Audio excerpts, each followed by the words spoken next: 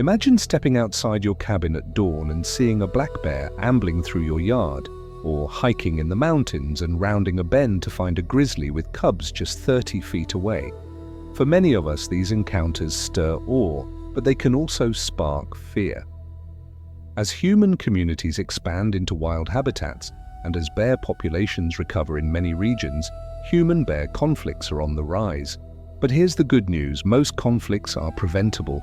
Today, we'll explore what drives these encounters, why they matter, and, most importantly, practical, proven ways we can prevent them while keeping both people and bears safe. Bears aren't naturally aggressive toward humans. In fact, they usually go out of their way to avoid us. But when bears associate people with food, that changes. The root cause of nearly all human-bear conflicts is access to human-related food sources, unsecured garbage bird feeders, pet food left outdoors, compost piles with meat or dairy, fruit trees or beehives near homes, campsite food, or coolers left unattended. Once a bear gets a reward, like a trash can full of leftovers, it learns to return. This is called food conditioning. Over time, the bear loses its natural fear of humans, and what starts as a nuisance can escalate to property damage or dangerous encounters. In some areas, habitat loss also pushes bears closer to towns in search of food, especially during hyperphagia, the intense feeding period before hibernation. When bears become habituated to human food, they often pay the ultimate price. Wildlife agencies may be forced to trap, relocate, or even euthanize problem bears, not because the bear is bad, but because it was given no choice. For example, in Colorado, over 50 black bears were euthanized in a single year due to repeated conflicts with unsecured trash. In Alaska and Canada, similar stories play out with grizzlies and polar bears. But it's not just about bears. Human safety is also at risk. Though bear attacks are extremely rare, they can happen when bears feel threatened or have lost their fear of people.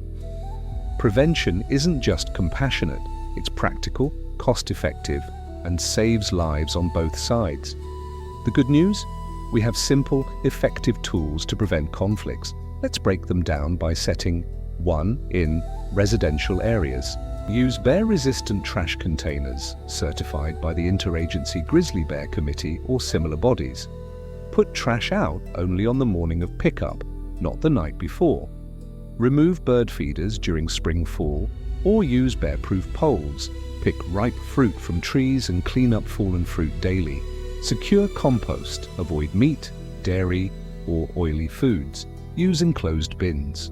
Electric fencing is highly effective for protecting gardens, beehives, and chicken coops. 2. In campgrounds and backcountry store all food, toiletries, and scented items in bear-proof lockers or canisters. Never cook or eat in your tent. Keep cooking areas 100+ yards from sleeping areas. Hang food properly if canisters aren't available. But note, in grizzly country, hanging often fails. Hard-sided canisters are required. Keep a clean camp, wipe down tables, pack out trash, and avoid strong-smelling foods. 3. On trails and in parks. Make noise while hiking, especially in dense brush or near streams. Bears don't like surprises. Carry bear spray and know how to use it. Studies show it's 98% effective at stopping aggressive bears. Never approach or feed bears, even from a car. Give bears space. If you see one, back away slowly. Never run. Many communities, like Banff National Park, Canada, or Lake Tahoe, USA, have dramatically reduced conflicts through education, enforcement, and infrastructure, like bear-proof dumpsters and community composting programs. Part 4, Community Action and Policy. 2 minutes. Individual actions matter, but systemic change makes the biggest difference.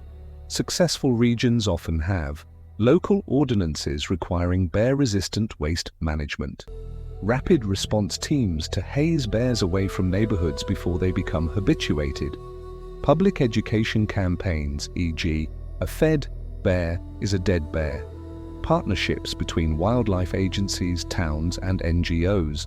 In places like Yellowstone, Decades of consistent messaging and policy have led to fewer bear deaths and fewer human injuries.